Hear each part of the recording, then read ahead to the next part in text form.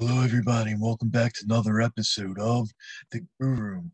And for the Grue Room today, I got a very, very, very special guest. She is a horror icon. She is Alice from A Nightmare on Elm Street 4, The Dream Master, and A Nightmare on Elm Street 5, The Dream Child. She's the one who beat Freddy's ass twice, and her name is Lisa Wilcox. I'm really looking forward to having her on today. I mean, she's always been someone I loved watching on television. She was in Star Trek and numerous other horror films besides the Elm Street films. And I have her today as a guest, and I'm super stoked about that. I am Rocco Cross. I am the host at Stutters. I am the host of the Grue Room, and my interview with Alice, with Lisa Wilcox, coming up next. Okay, welcome to Grue, and thank you so much for taking time out of your day and coming on the show. We talked a little bit, and I know you're tired and jet lag between conventions and films, and so thanks for your time. You bet. So, the first question I wanted to ask you is, like, what drew you to want to act, and now you became like this big horror icon in films. Well, it's interesting. I really wanted to be a doctor. That was my goal in life. My grandmother was an RN nurse. She worked at a veterans hospital most of her life. My great grandfather was a doctor. He actually passed away during this Spanish flu influenza in the 1900s. Oh, wow. So that was really my aspiration.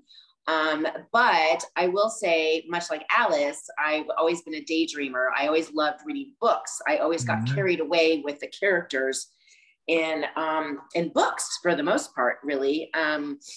So inevitably, like in English class, I was the one who would raise my hand and wanted to read out loud to the class. Although I was a very shy kid. I'm still a shy person, actually, believe it or not.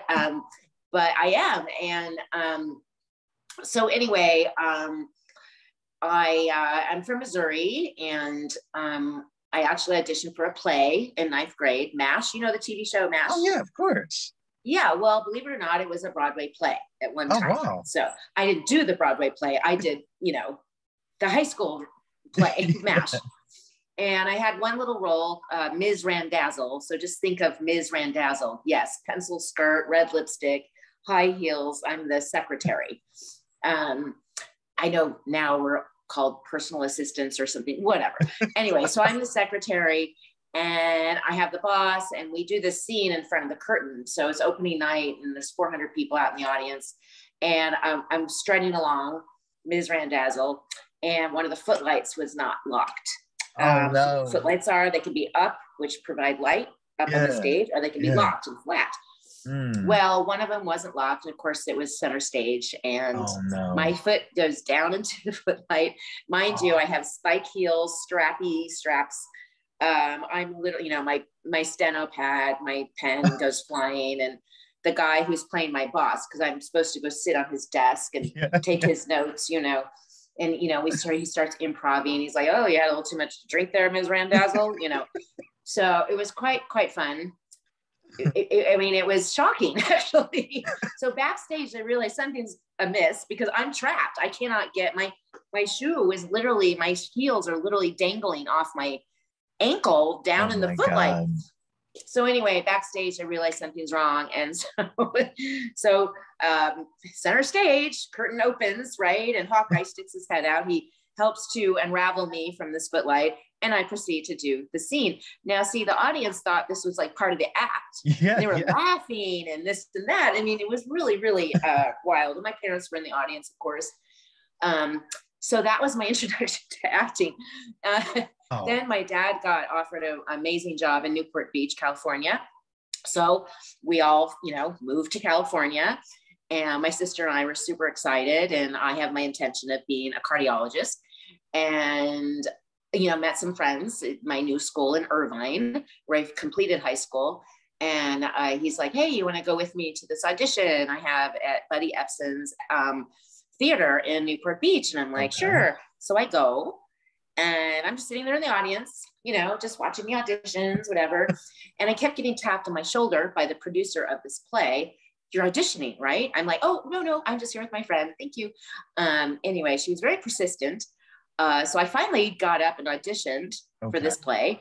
And I got the lead role of girl, 900 lines in Hot L Baltimore, Lanford Wilson's Hot L Baltimore. Wow. So that's when I got the bug bite for acting. And from then on, I did equity waiver, play after play, also completed my high school education, and then went on to UCLA theater arts degree. Although I did change my major for a semester to archaeology at one point. So anyway, there's a story. Wow. Okay. and I was looking stuff up, and I see there's a horror film coming out soon that you're part of. Seasons, it's called, and one of the people in the film was actually your love interest in A Nightmare on Elm Street 4 and 5, Danny.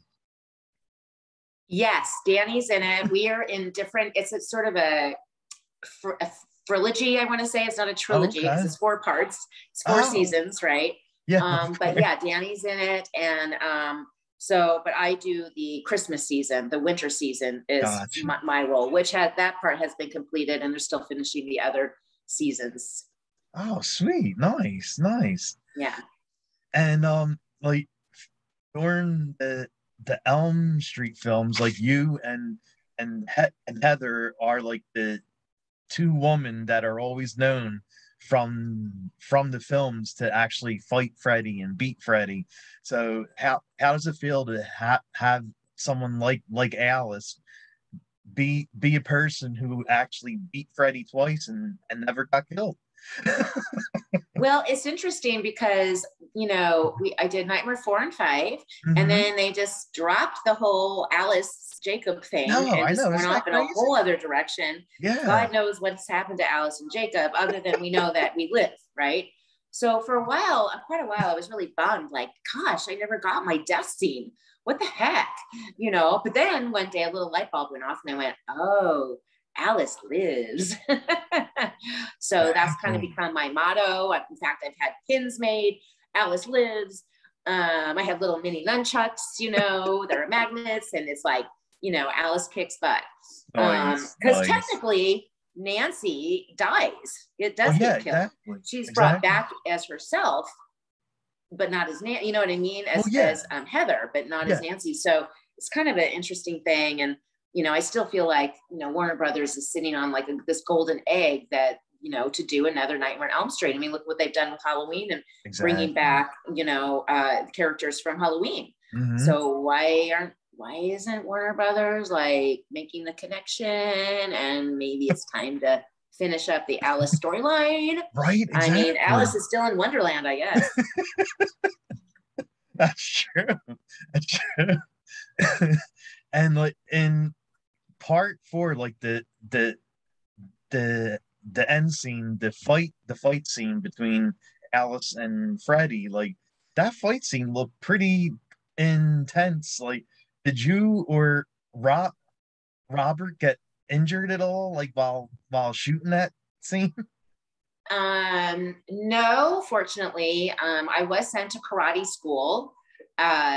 So I could learn how to do the nunchucks enough to where I didn't harm myself or others. And Andros, who played Rick, my brother, also was sent to karate school. But no injuries. I mean, we had really good, great, stunt doubles as well and whatnot. So fortunately, no injuries to report. There you go. Good. And how did you prepare to play the role of Alice? What was the question? How did you prepare to play the Oh, role how did I of prepare? Alice? Okay, well, the interesting thing is that Alice has this like very substantial character arc, right? Yeah. Super shy, daydreamer to kicking ass, right? Yeah, exactly. And then as each friend passes away, Alice absorbs their characteristics, not only their positive characteristics, but also their negative characteristics. For instance, Alice was never known to cuss, but Kincaid dies, and all of a sudden I'm saying fucking A, right? Kristen dies, and now I'm smoking in the bathroom. I mean, so I always like to point out, so I get all their characteristics.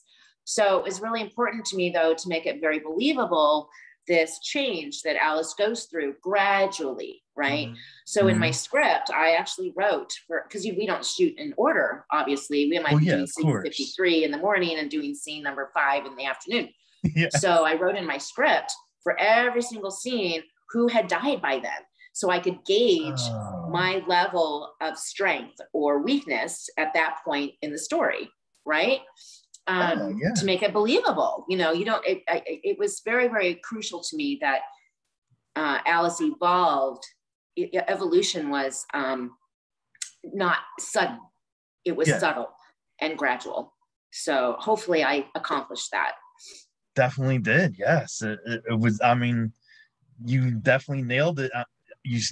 All these years later, and you still have fans like right. Come to see you at horror cons, and I know, praising your work. And I'm super honored by that, because it's now, grandmas that saw Nightmare on Elm Street 4 in 1988, but now they've shared it with their daughter, and then their daughter is sharing it with their kids. And I feel too, Alice is just such a strong character, and to be looked up to, it's influenced people's lives, Oh, definitely. And that's kind of the beauty too of being an actor. You get to translate a story, and then it has impact on audiences, Yes. So I'm really, it's absolutely one of my favorite roles I've ever played.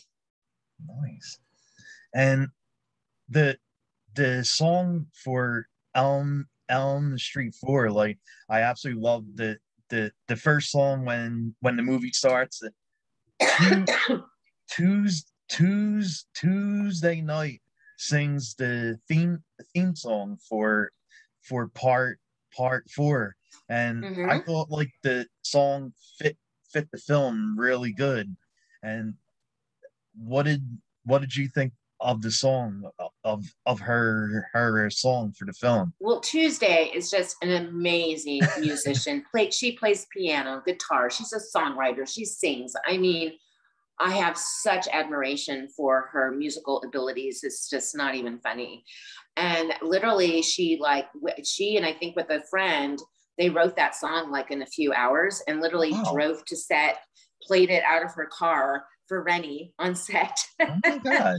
And there you go. I mean, the song is mesmerizing, it's kind of one of the songs when you hear it, you might be playing in your head like all day, and the next day, and the third day, but yeah, she's just so incredibly talented.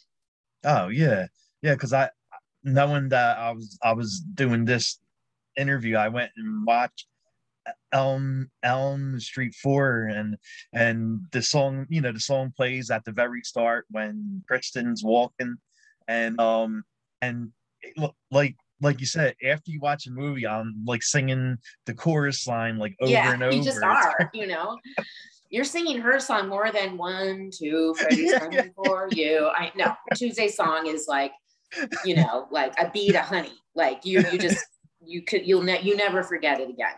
Oh, definitely, yes. And like the scene that, like, to me, like, I think the scene that's real important to Alice is when Kristen is about to be killed by Freddy, and she gives her powers to Yeah. Alice, and that's what sets Alice off on this path. Yeah, well, Alice is like, what the heck is going on? And I'm like creeping through my little white nightgown, and I'm in this boiler room, and I know, right? What is she doing in my dream? And it's like, what the heck is happening here? So yeah, it's definitely she's very mystified by what's happening, and then to receive the power, you know what I mean? I remember we had to, like, the first few times, because I had to do this, like, this motion of receiving it. And but I also remember that scene very well, she slaps me too. It's like, what the heck, bitch? Anyway, and she's like, but I remember I forgot to shave my legs that day. And there's this scene of my lower legs, right? And the water, like there's mist or whatever, but it was perfect because the mist had something to cling on to. So it was a good thing I didn't shave my legs that day. It worked for the effect. Amazing. Nice. and like, how did you feel in part 5 when they brought Freddy Krueger's mom back? Like, they brought her back into the storyline. What do you mean about 5? Wait. Like how they bring Freddy's mom back for like part 5. Like, when you were reading the script for part 5 and saw, like, they're bringing back Freddy's mom. It was fantastic. They were exploring the Amanda Nunn issue. Yeah. And that scene, actually, we had a huge studio that they built, the insane asylum, 100 background guys walking around, creepy as heck, scantily clothed. Robert's in the crowd, right? Yeah. And I will say, and I'm wearing a nun habit, and of all the scenes I did of Nightmare on Elm Street, that was definitely the creepiest one. And I have the name tag Amanda, right? Sure, so it was super creepy to have that filmed, because the men, I mean, they were really good actors. They were creepy. Okay. Creeped me out. And just to imagine what would have happened to a virgin nun, locked in there. Pretty horrifying. Yeah, definitely. Yeah, definitely. I do have a picture.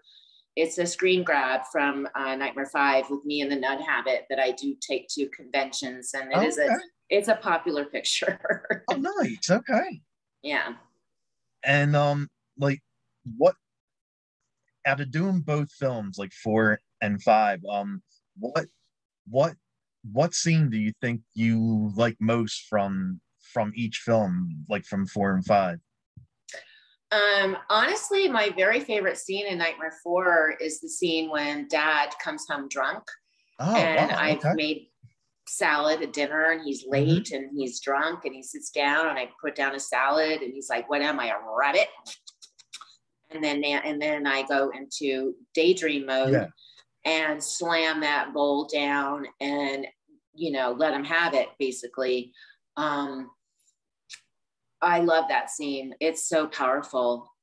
It's kind of like, as a kid, we have moments where we want to speak to our parents like that. We're very upset with them, and Julie, so we should be upset with them if they're a drug addict, alcoholic, or mean, abusive, whatever, So to me, that was just an incredibly powerful moment that I think we could all relate to, when we wanted to so badly speak our mind. That's true. But we couldn't, because they're the roof over our heads. But we don't have to be happy with the situation that's happening under the roof, Yeah. So that's my favorite scene in Nightmare 4. Nice. Nightmare 5, I think my favorite scene is actually when Dan's parents are talking to me and they want to adopt my child. Oh yeah. Yeah. And it's like, no, and the fact that my father, who's now a recovered alcoholic, supports me. He supports me in that decision. So interestingly enough, in these 2 horror films, my favorite scenes are real life exchanges that we can all relate to, Yeah, that's very true. Yeah. Wow. And by doing these films, like, does you, Lisa, do you have any nightmares, and what is your dream power? You're asking the dream master? Me? What? Okay. Actually, I've had a recurring nightmare since I was about 7 years old. And it's from when I watched the original Planet of the Apes. Oh, no. And that movie so freaked me out. And at the end, the Statue of Liberty is buried in sand, and the whole ape thing, and they've taken over the humans. And oh my gosh, that so freaked me out as a kid. So my recurring nightmare is that I'm with my mother. I'm in her arms. I'm like 5 years old or so, 4. She's holding me though, and we're at the zoo, and we're visiting the chimpanzees and the gorillas and all that. And a gorilla reaches through the bars, grabs me out of my mother's grasp, and he takes me to the back of his cell and opens the door, and it's Planet of the Apes. Oh no! There's a wide shot nightmare of Planet of the Apes where it's the grass is all yellow and brown, and there's the carts are being pulled with humans inside the carts. They're captured. Yeah. So that's when that door opens, that's what I see. Oh no, that's horrible. That's my recurring nightmare. Wow. Okay. And what would the Dream Master do to stop that? The Dream Master will have to be grown up by then, I guess, and go, it's just a dream, honey. It's just a dream.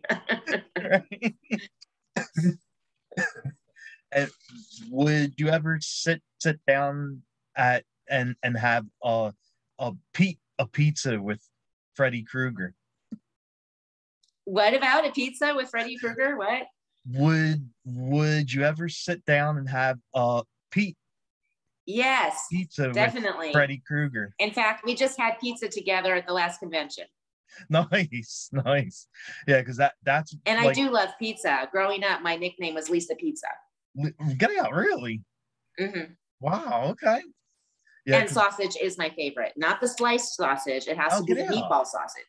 Oh wow, nice. Nice. So was that like an actual real pie that they had? Pizza pie? They had real pizza, definitely. When I'm old Alice and I serve old Alice serves young Alice the pizza, that was a real pizza. Wow. Then of course they had the electronic one too. Well, yeah, that Carl Beekler created with the moving meatball mouth head. Oh, we were all like, oh my god, that's so cool. That was so awesome. Like watching that for the first time as a kid and stuff, and then watching it now too. Like that scene is just so awesome to see. Like Freddy's having pizza, and it's the people that he killed that are in the pizza. Like that's crazy. Yeah. It's pretty gnarly. A lot of people have shared, oh my god, that still freaks me out. I couldn't eat pizza for 2 years, kind of thing. So and actually I've signed BAM box. It's like a mystery box you can sign up for and whatnot. And I did I signed a bunch of mini pizza boxes. Nice. Yeah, nice. It was fun. And like, how is the makeup process like for both films, like especially when Alice grows old, and then in part 5 there's even a scene where like Alice is like Freddy, like a demon form. The old age makeup was interesting because they tried it. Well, initially they were going to have my mom play old Alice, but then they saw a picture of my mom and they're like, oh, she's way too young looking. And my mom is gorgeous redhead. And she never looked her age. Okay. And then Nightmare 5, and then so they tried 3 different kinds of old age makeup on me to finally get it right, Oh wow. But I enjoyed the process. It's fascinating. And then Nightmare 5, yes, I had to wear Freddy makeup for an entire day, and it's not fun. And it's very strange around the mouth and eating and drinking, and it's not comfortable. And then you kind of forget you have it on, and then you walk by a mirror and you're like, oh my God.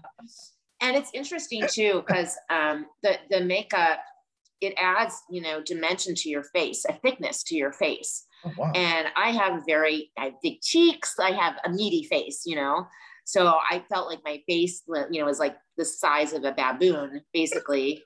And Robert Englund, he's so perfect with the makeup because he has a very slender, chiseled face, so he looks fabulous in the makeup. I don't know. I felt like I looked like a baboon, but anyway. Well, you said your mom looks young for her age. Well, you definitely have the genes, because you look very young still. Thank you. It's definitely not the red wine and cigarettes, I can assure you. Okay. Just saying. But yes, my parents are very very youthful, so thank you, Mom and Dad. Yeah, definitely. Yeah. And how do you think Alice changed from part 4 to part 5? What's the question? How do you think Alice changed from part 4 to part 5?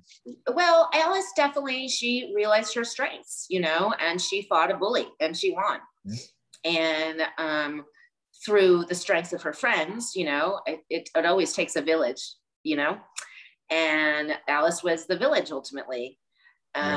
So in 5, Alice has realized her, her ability to speak out and to fight for what she believes in, and not to have to daydream about it anymore. She in real life will speak her mind now, and not just inside her head. So, which is, I think, something that we could all relate to, right? Eventually, definitely, we mature, and we realize that we have rights to speak out loud and fight for what we believe in, So Alice in 5 is, she's become a woman, she's become a woman. She's no longer a girl. She's a woman. Exactly. I mean, especially like when Dan dies and Alice is left raising a child without a father, and that happens a lot. Mm-hmm. Yeah. And it's interesting too, because I like to call Nightmare 5 a brave little film, because think of it, it's 1989. Yeah. Okay. Nightmare 5 deals with so many topics that were so taboo back then. You have sex before marriage, you have teen pregnancy, you have abortion, you have a recovered alcoholic, you have then let's talk about Greta, anorexia, bulimia. I mean, there's just so much taboo stuff for 1989, and honestly, it's obviously a much darker film than Nightmare 4. Nightmare 4 is, Robert likes to call it, is kind of being called like the MTV version of Nightmare on Elm Street. Great music, you've got him wearing Ray-Bans on a beach, right? Nightmare 5 is a whole other can of beans, really, and I think that the reaction to it at the time was not favorable, and the box office kind of showed that too. But it's now, in the past couple of years, because I do conventions like all over the world, and then people talk to me, Nightmare 5 is like their favorite, you know? So it's definitely risen in the ranks, as far as in the echelon of Nightmare on Elm Street, because those subject matters are no longer taboo. That's true. Yeah. We could talk about them over dinner, you know what I mean? And like that scene, like when you're talking about the with Greta, and I mean that scene, the big face, and how Freddy kills her, like that was a brutal scene. Like I wasn't brutal. Expecting that. No, totally brutal. And I mean, poor thing, Erica Anderson, who played that role, she had her with that big old face, and oh my gosh, poor thing. Oh man, she's a model in real life. She was a model, Oh wow, okay. So yeah. Oh wow. And if you didn't if you didn't live on Elm Street, like, would you go trick-or-treating with Michael or camping with Jason? Wait, what's the question? I said, what? If Alice didn't live on Elm Street, would she rather go trick-or-treating with Michael or camping with Jason? Jason. Okay, yeah. There you go. Jason. I like lakes. Oh, nice. Okay. and how was it like working on fair clinic, because you're back with Robert again, and you're both, Robert isn't Freddy and you aren't Alice, and you're both working together again as different roles. Well, no, Fear Clinic is so awesome. And unfortunately, the webisodes, we did 6 webisodes, and I think they've disappeared forever. I don't even know if you can find them.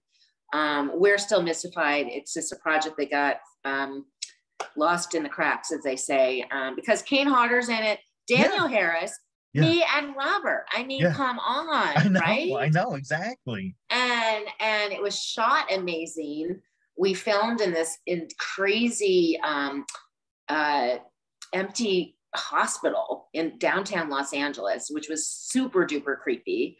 And I don't know, we felt like this was like a no-brainer, but I can't even remember now what company initially made it, but they got bought up by somebody, and then somebody bought them, and it just got lost in it. But it was such a great concept, Then they did do the movie, which I was never even approached to be in. Really. But nonetheless, I loved our webisodes. It was just great special effects, great makeup. Yeah, it was really cool. Sweet, nice. And there's like a film from the past where you play a demon, and I wanted your thoughts on that film. Give me an F. Yes, give me an F. And initially the movie was called The Big Cheer. Oh, nice. Which was pretty cute, because it's a movie about cheerleading squads, and we're at a camp and we're competing, right? And there's the ducks, and I just got to spend some time with Marcy DeMoss. Okay. We did that movie together. It was the first movie I'd ever done. In fact, I took a quarter off of school, off of UCLA, to be a featured extra in this film. Oh, wow. But it was called The Big Cheer, which really worked in my favor, because on my resume, it said The Big Cheer, but casting directors would misread it as The Big Chill. Oh. So they thought I was in The Big Chill, which was a huge film. Yeah. Wow. Okay. So it worked into my favor. Anyway, later down the line, they did change it to Give Me an F. And I did play, the cheerleading squad was the Demons, which is a very interesting foreshadow, considering that I became part of the Nightmare on Elm Street series. So, but yeah, we were cheerleaders, but we were like the cool chicks. We wore red and black. We smoked cigarettes. Nice. And we had our red lipstick, and oh yeah, we were the bad girls. Nice. And there was another horror film you did called Church, mm-hmm. And I was looking it up, and it's based in Philly. Mm-hmm. I mean, was it actually shot here in Philly? Like, that's where I live at. Yes, Philly. It was shot in Philly. In fact, in the same neighborhood that Will Smith grew up in. Yeah, and wow. The church was over 160 years old that we filmed at. It was amazing. So we shot on location, and Bill Moseley is also in it. He plays the preacher. And so it was really a pleasure to be in a film with him. I'm a huge fan of his. And we filmed in this creepy, ginormous church. We did. Yes. Wow, that's not okay. I mean, that's really cool to know. It was actually filmed here in Philly. Yep, it was.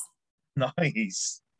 And how does it feel like to have a big spot in the world of the Star Trek, and you're also on the board game too, right? Yes, Star Trek Next Generation.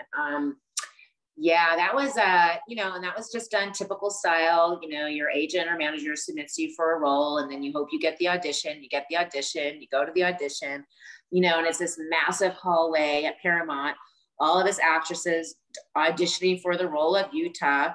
And actually, I'll never forget, because Tracy Lords, who's just a lovely woman, she was auditioning for the role of Utah too. Wow. And she's like, Lisa, I just want you to know I'm a huge fan of Alice Johnson. Yeah, really? So that was pretty cool. Anyway, it was very sweet. And yeah, auditioned and got the role. Yes, and ended up, how many seasons was Next Gen? 6 or 5 seasons. I don't know how many seasons. I think so. Anyway, a lot of guest stars on, throughout the whole, all the seasons of Next Gen. So I was quite thrilled to learn that I was chosen to be a property on the Next Gen Monopoly board. I know, that's crazy. Yeah. So I would say to my mom, it's like, well, I don't have a star on Hollywood Boulevard, but I'm on this Next Gen Monopoly board. Yes. So that's true. Yeah. And there's a whole write-up, because there's a little booklet that comes with it. And there's a write-up about, Utah and the clan of the Trelestas and her whole motivation, known as the Assassin. Wow, nice. Yeah. Yes. Awesome. So, what do you like doing during your free time, if you ever have any free time between horror conventions and films? Free time, I love to play tennis, and I became a grandma recently. Oh, congrats. Yes, and I don't know, hanging out with my friends, my family, trips to see them, kind of thing. I will binge watch certain shows, when I hear of someone. I've got a whole list of shows to catch up on, actually. And actually, I have a whole list of horror films that I need to watch too. Oh, wow. So anyway, this year, so I got to do some of that last year. Of course, we all had, we're twiddling our thumbs last year a bit. Oh, yeah. But this year has really been, honestly, like nonstop. Thank God, Well, yeah, exactly. Yeah. Oh. So. Well, and like, from being involved with numerous horror films, I mean some people, you are in other horror films besides Freddy. And yeah, but when you really look at my IMDb, the majority of my work is not horror at all. Yeah, exactly. Sitcoms, soap operas, episodic. Honestly, I think there's only like 3 things on my resume that are horror, and everything else is something else. Yeah. So that's true. It's true. Yeah. Like, how's that feel like to? Like, a lot of your fans, like, just they focus on the horror part and not like your other work. And I'm not complaining about that. Don't get me wrong. I'm not complaining at all. Listen, I've been a fan of horror since I was, could walk. So yeah, exactly. And what are some horror films you really love to watch? Oh, Carrie. Carrie's like my favorite. I totally relate to Sissy Spacek's character, Carrie. Yeah. Because I was a shy kid and, didn't learn about my period appropriately. My mom was very Midwestern, didn't talk about sex, that kind of thing. I could so relate to Carrie. But I also loved Rosemary's Baby. Oh, that's a good one. Yeah. In fact, this is how crazy I am. I was pregnant and I wanted to watch Rosemary's Baby while I was pregnant because I wanted to be really creeped out, Nice. The Exorcist is absolutely fantastic as well. I totally believe in the supernatural, in poltergeists and demons, and that they're real. I've had a personal experience that it's like, yeah, there's things we cannot explain. Oh, wow. Just leave it at that, you know. Okay. Yeah. Damn, okay. And what kind of songs do you like? Like, what's on your playlist? Yellowstone. What is it? Hold on. Yeah, Yellowstone. Yeah. That one I just started watching. Huge fan of his. Okay. He's amazing. And then, I'm just now started watching, it's called, hold on, Mar. She's a private investigator in a small town. Oh, nice. And that's been mesmerizing.